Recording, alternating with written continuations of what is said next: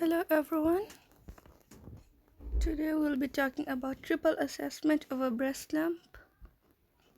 The breast triple assessment is a hospital-based assessment clinic that allows for the early and rapid detection of breast cancer.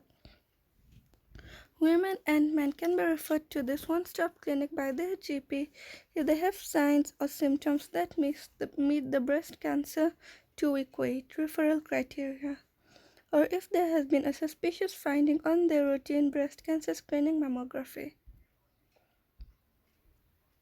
The triple assessment aims to provide a quick and simple outpatient approach to diagnosis and allow for the early intervention in the treatment of breast cancer.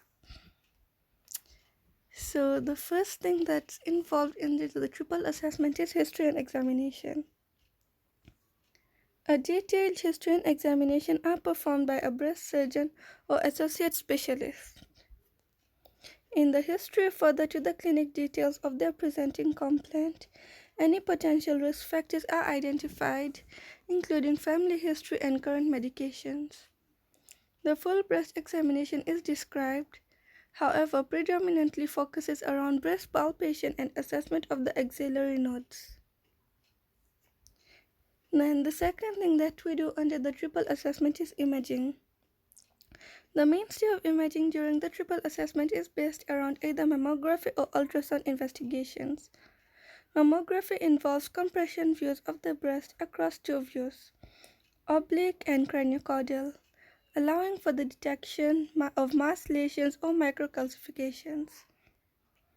Ultrasound scanning. This is more useful in women less than 35 years of age and in men due to the density of the breast tissue in identifying anomalies. This form of imaging is also routinely used during core biopsies.